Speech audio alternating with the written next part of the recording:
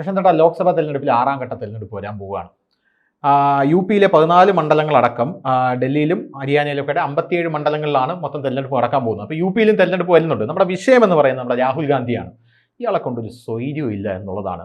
നമുക്കല്ല, അതായത് BJP-ക്കല്ല. BJP-ക്ക് നേട്ടം മാത്രമേ ഉള്ളൂ, അത് വേറെ കാര്യം. സ്വൈര്യം ഇല്ലാത്തത് ഇന്ത്യ മുന്നണിക്കാണ്.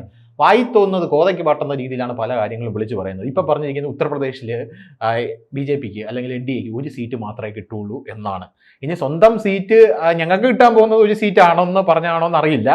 കാരണം വിളിച്ച് പറയുന്ന പല കാര്യങ്ങളും തങ്ങളുടെ കാര്യങ്ങളാണ് അവരുടെ കാര്യങ്ങളാക്കി വിളിച്ച് പറയുന്നത്. തൊട്ടടുത്തുനിന്ന് ജയറാം രമേശ് മോനെ അങ്ങനെ പറയില്ല ഇങ്ങനെ പറയാം എന്നൊക്കെ പറയാൻ നമുക്ക് കേൾക്കാം. അപ്പം ഇയാൾ പറഞ്ഞിരിക്കുന്നത്, രാഹുൽ ഗാന്ധി പറഞ്ഞിരിക്കുന്നത് ഒരു സീറ്റ് കിട്ടുമെന്നാണ്. ഇതിനൊക്കെ ഞാൻ എന്താ പറയേണ്ടതെന്ന് എനിക്ക് അറിഞ്ഞൂടെ. എന്നാലും പ്രശ്നം എന്താ തോന്നുന്നു? UP-യിലെ യോഗി ആദിത്യനാഥാണല്ലോ മുഖ്യമന്ത്രി. പുള്ളി പറഞ്ഞിരിക്കുന്നത് 80 സീറ്റും കിട്ടുമെന്ന്. 80 കിട്ടുമെന്ന് പറഞ്ഞു. 80 കിട്ടുമെന്നാണ് പറഞ്ഞിരിക്കുന്നത്, ഉറപ്പിച്ച് പറഞ്ഞിരിക്കുകയാണ്. അതെ അതെ, പുള്ളി 80 സീറ്റും ക്ലീൻ സ്വീപ്പ് ആയിരിക്കും UP എന്നാണ് പറഞ്ഞത്. സർവേകളിൽ ചില സർവേകളിൽ 77 സീറ്റ് വരെ വരുന്നത്.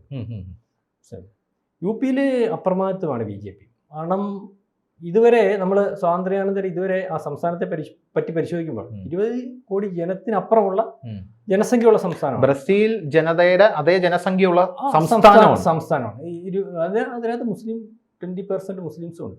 മനസ്സിലാവും. അവരുടെ സപ്പോർട്ട് പോലും 75 ജില്ല, ഈ പറഞ്ഞ പോലെ 80 ലോക്സഭാ സീറ്റ്.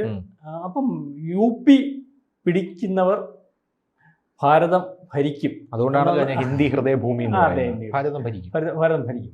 അപ്പോൾ അവിടെ ആദ്യത്തെ തെരഞ്ഞെടുപ്പിൽ തന്നെ മോദി വാരണാസിയിലും ഗുജറാത്തിൽ മത്സരിച്ച് 2ഇടത്തും ജയിച്ചു. വാരണാസിയിൽ ആദ്യത്തെ തെരഞ്ഞെടുപ്പിൽ 34% വോട്ടായിരുന്നു അദ്ദേഹത്തിന്. രണ്ടാമത്തെ തെരഞ്ഞെടുപ്പിൽ 54% വോട്ടാണ്. ഇപ്പം അക്സെപ്റ്റ് ചെയ്യുന്നത് 64% വോട്ടാണ്. BJP പറഞ്ഞത് 64% വോട്ട്. 5 ലക്ഷത്തിൽ പുറത്ത് ഭൂരിപക്ഷം കാണുമെന്നാണ് പറയുന്നത്. അപ്പം അവിടുത്തെ ഒരു അവസ്ഥയെന്ന് പറഞ്ഞാൽ ഞാൻ പറഞ്ഞതുപോലെ 2014 അവിടുത്തെ ഇലക്ഷൻ നേതൃത്വം കൊടുത്തു. അതിന് മുമ്പ് BJP കല്യാൺ സിംഗ് 3-4 വട്ടം BJP അധികാരത്തിൽ ഒരു പ്രാവശ്യം പോലും 5 കൊല്ലം തികയ്ക്കുന്ന ഗവൺമെന്റുകളോട് ഉണ്ടായിട്ടില്ല. ഇപ്പം ഗവൺമെന്റേ ഉണ്ടായിട്ടില്ല. അഖിലേഷ് യാദവിന്റെ ഒരു ഗവൺമെന്റ് ഉണ്ടായിട്ടില്ല. അതിനുശേഷമാണ് ഇദ്ദേഹം 2017 വരുന്നത്. ആരാണ്? യോഗി ഇലക്ഷൻ മത്സരിച്ചില്ല. യോഗിയാണ് ഇലക്ഷൻ നേതൃത്വം കൊടുത്തത്. അപ്പോൾ അന്ന് അദ്ദേഹം MP ആയിരുന്നു. ആ സമയത്ത് നല്ല ഭൂരിപക്ഷത്തിൽ 3-2 ഭൂരിപക്ഷത്തിൽ അധികാരത്തിൽ വന്നു. അതിനുശേഷം വീണ്ടും 2022 വീണ്ടും അധികാരത്തിൽ വന്നു. അന്ന് ഈ പറഞ്ഞതുപോലെ എല്ലാ സർവേ റിപ്പോർട്ടുകളും ചാനലുകളും ഒക്കെ എതിരായിരുന്നു. ആ തെരഞ്ഞെടുപ്പിന്റെ ഒരു പ്രത്യേകത എന്ന് പറഞ്ഞാൽ അഖിലേഷ് യാദവിന്റെ പ്രചാരകനായിരുന്നു രാഹുൽ ഗാന്ധി. മനസ്സിലാവും. ഒരു അഖിലേഷ് യാദവിന്റെ കൂടെ നിന്ന് ക്ലീൻ ബോൾഡ് എന്ന് പറയത്തില്ല, രണ്ടാമതും UP-യിൽ അധികാരത്തിൽ വന്നു.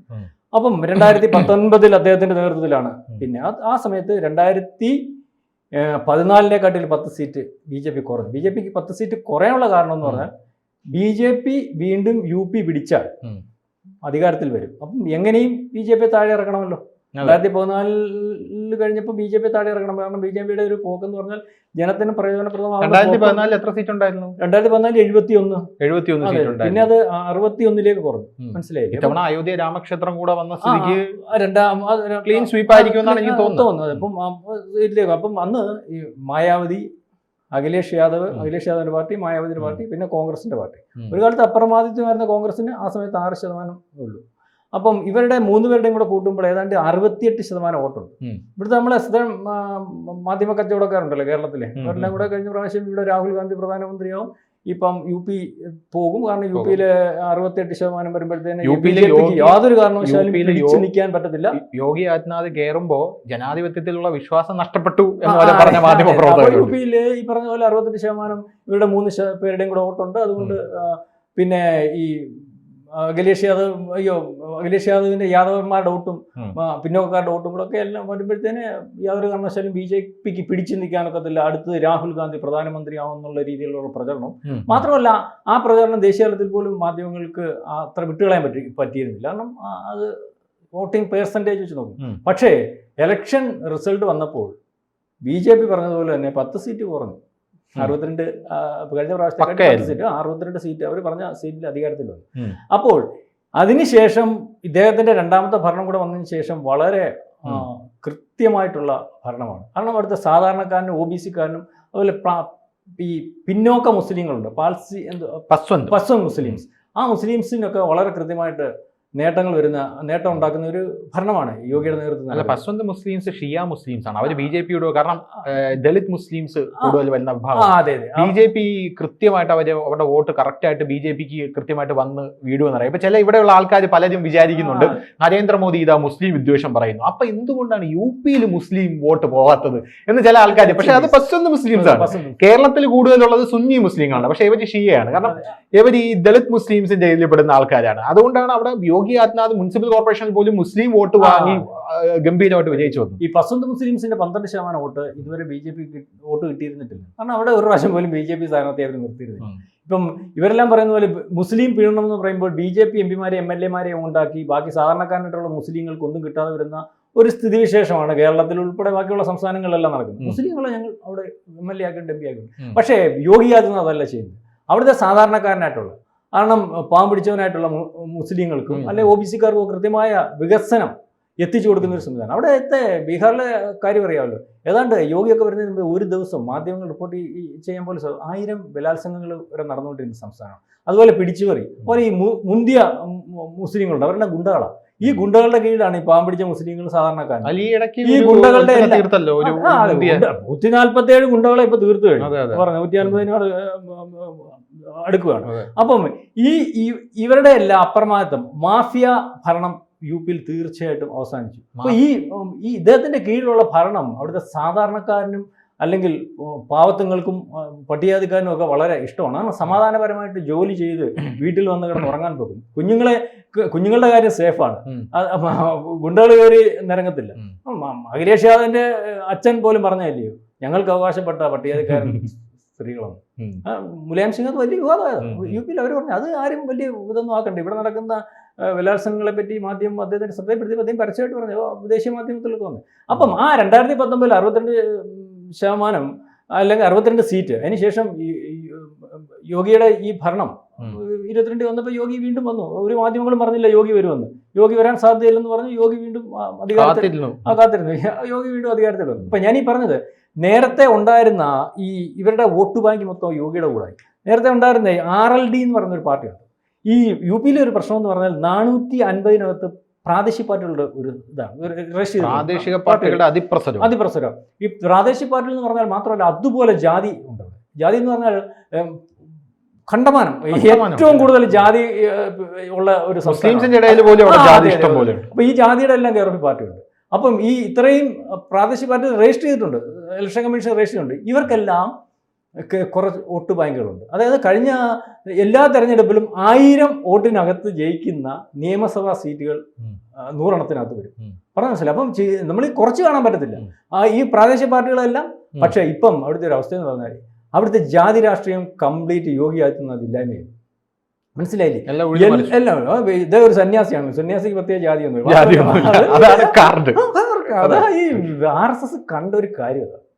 സന്യാസിക്ക് പ്രത്യേക ജാതി. കുട്ടികളെ ഗോശാലയൊക്കെ അറിയാം, അശ്രമമുണ്ട്, ഗോശാല. നമ്മൾ പണ്ട് ഈ പശുവിനെ വളർത്തുന്ന അല്ലെങ്കിൽ വലിയ ഇഷ്ടമുള്ള 10-400 പശുക്കളുണ്ട് അവിടെ. അപ്പോൾ ഒരു പ്രാവശ്യം ഏഷ്യാനെറ്റിൽ നിന്ന് അദ്ദേഹത്തെ പറ്റി പഠിക്കാൻ വന്നപ്പോൾ അവിടുത്തെ മൊത്തം ഈ ആശ്രമത്തിലെ അന്തേവാസികളും ജോലിക്കാരും മുസ്ലിംസ് വലിയ അതിശയത്തോടു കൂടി റിപ്പോർട്ട് ചെയ്തത്. അതായത് അദ്ദേഹം മത്സരിക്കുന്നിടത്ത് അദ്ദേഹത്തിന് ലോക്സഭാ സീറ്റിൽ മുസ്ലിങ്ങൾ കണ്ടവാനുണ്ട്. ഈ ലോക്സഭാ സീറ്റിലെ മുസ്ലിങ്ങളെല്ലാം അദ്ദേഹത്തിനാണ് വോട്ട് ചെയ്യുന്നത്. അവിടെ UP-യിലെ ഈ സന്യാസി റിപ്പോർട്ട് ചെയ്തത് കുറച്ച് കാലം മുമ്പാണ്. മനസ്സിലായില്ലേ? എന്നത് വേറെ ആഗ്രഹത്തോടു കൂടിയാണെങ്കിലും യാഥാർത്ഥ്യം റിപ്പോർട്ട് ചെയ്യാൻ പറ്റില്ല. അപ്പം മുസ്ലിങ്ങളും പട്ടികജാതി വിഭാഗവും എല്ലാ വിഭാഗവും ബ്രാഹ്മണ വിഭാഗവും എല്ലാം അവിടുത്തെ ഈ യോഗി ആദിത്യനാഥിന്റെ കീഴിൽ വരുന്ന ഒരു ദിവസം. 12% മുസ്ലിം വോട്ടും RLD-യുടെ ഒരു 6% വോട്ട്. ഈ RLD-യുടെ 6% വോട്ട് കഴിഞ്ഞ പ്രാവശ്യം വരെ ഈ അഖിലേഷ് യാദവിന്റെ പാർട്ടിയുടെ കൂടെ ആയിരുന്നു. അപ്പം അവിടെ ഈ പ്രാവശ്യം ഈ അപ്രമാദിത്യം എന്ന് പറയുന്നതിൻ്റെ അകത്തുള്ളൊരു കാര്യം, UP-യിലെ വോട്ടിംഗ് ശതമാനം കഴിഞ്ഞ പ്രാവശ്യം നമ്മുടെ മനോരമയും മാതൃഭൂമിയും കൂട്ടിയതുപോലെയല്ല. കിട്ടുന്ന വോട്ടിംഗ് ശതമാനം എന്ന് പറഞ്ഞാൽ ഏതാണ്ട് ഒരു 55-60% BJP-ക്ക് മാത്രമായിട്ട് വരും. അപ്പോൾ ഈ ഒരു 55-ന് പുറത്ത് വോട്ടിംഗ് ശതമാനം വരുന്ന ഒരു പാർട്ടി എന്ന് പറഞ്ഞാൽ ക്ലീൻ സ്വീപ്പ് എന്നൊക്കെ പറയും. 55% വോട്ടിംഗ് വരുന്നതിലല്ല കാര്യം. കാരണം UP-യിലെ ജനസംഖ്യ ഞാൻ പറഞ്ഞല്ല, BJP കിട്ടുന്ന വോട്ടിന്റെ കാര്യം.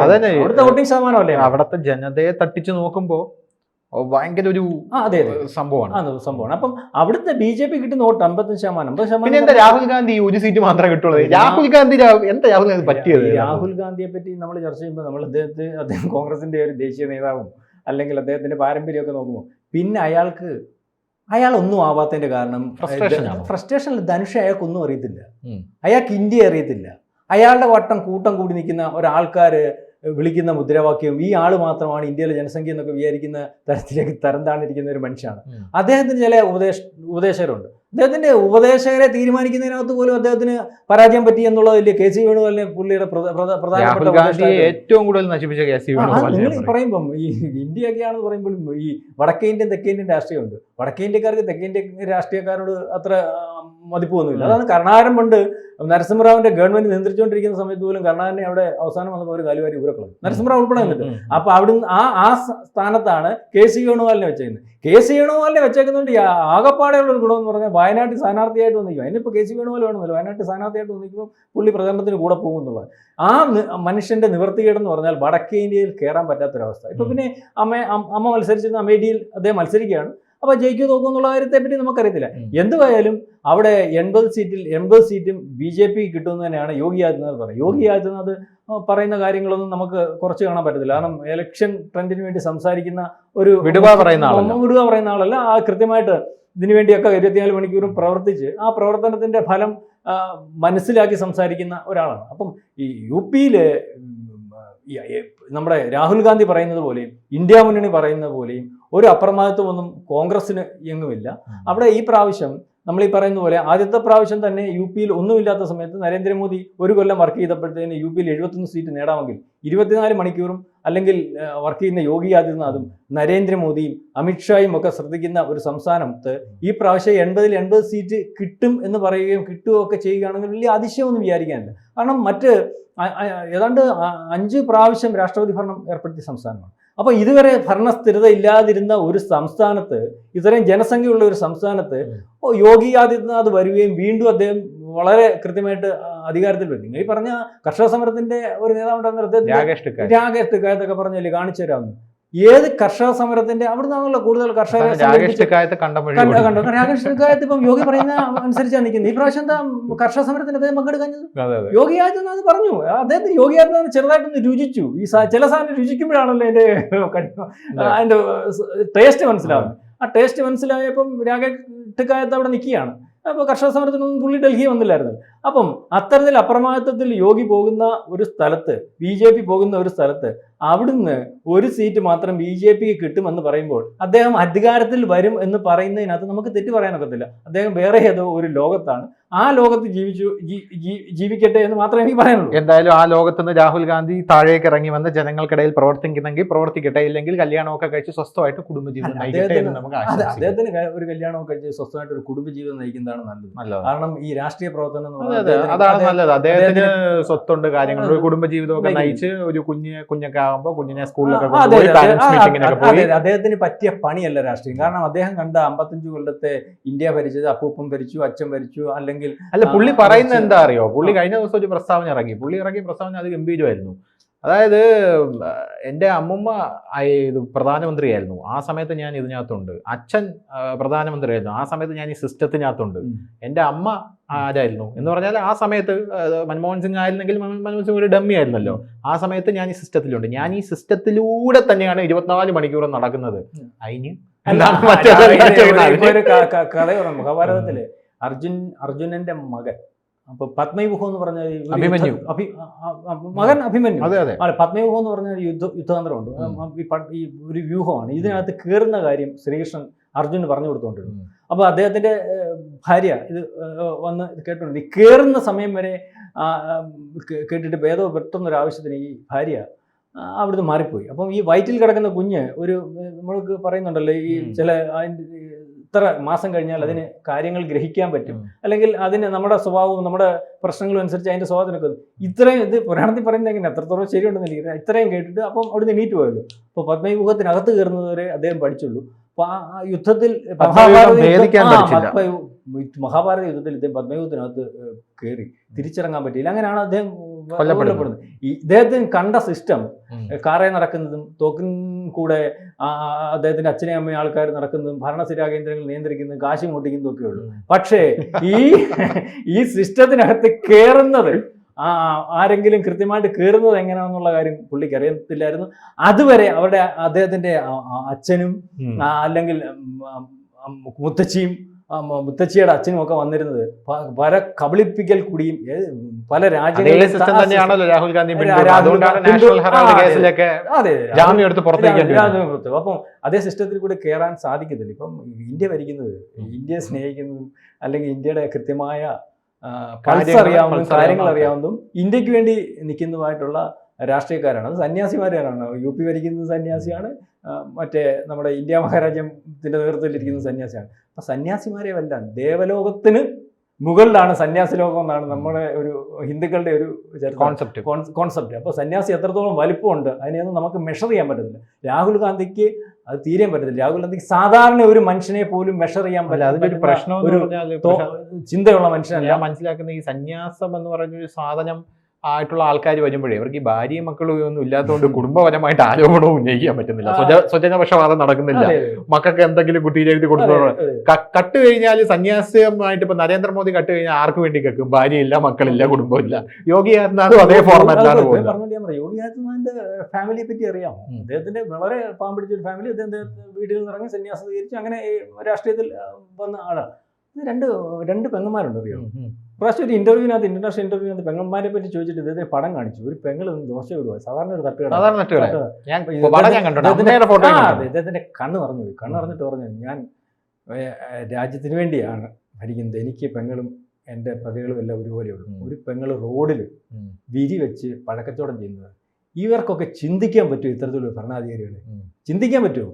എന്നിട്ട് പിന്നെ ഇന്ത്യയിൽ അഴിമതി നടക്കുന്നു, സ്വജനപക്ഷപാതം നടക്കുന്നു, ഇവർ അഴിമതിക്കാരാണ് എന്നൊക്കെ പറഞ്ഞ് പ്രചാരണം നടത്തുമ്പോൾ ജനങ്ങൾ പുച്ഛിച്ച് തള്ളുന്നതും പുറകോട്ടടിക്കുന്നതിനും ഒക്കെ കുറ്റം പറഞ്ഞിട്ട് കാര്യമുണ്ട്. സാധാരണ ജനങ്ങൾ കാണുമല്ലേ ഇന്ത്യൻ ഭരണാധികാരികളെ? ഈ സന്യാസി 150 രൂപയുടെ വസ്ത്രം മാത്രം ധരിച്ച് ആ രാജ്യത്തിൻ്റെ കാര്യം കൃത്യമായിട്ട് ധരിക്കുകയും എന്തിനേയും വെല്ലുവിളിച്ച് ഏത് ഗുണ്ടയായാലും ഏത് പ്രശ്നമായാലും സ്വന്തം രാജ്യത്തിന് വേണ്ടി ജീവൻ തേച്ച് നിൽക്കുന്ന ഈ ഭരണാധികാരികളെ മോശമാണെന്ന് പറയുന്നവനെ ഓടിച്ചിട്ടടിക്കുന്ന ആളുണ്ടാവും ഇന്ത്യ മഹാരാജ്യത്തിൽ എന്ന് പറഞ്ഞുകൊണ്ട് നമുക്ക് അവസാനിപ്പിക്കാം. കൂടുതൽ വാർത്തകളും വിശേഷങ്ങളും നിങ്ങളിലേക്ക് എത്താൻ ABC മലയാളം സബ്സ്ക്രൈബ് ചെയ്യുക, ബെൽ ബട്ടണും അമർത്തുക.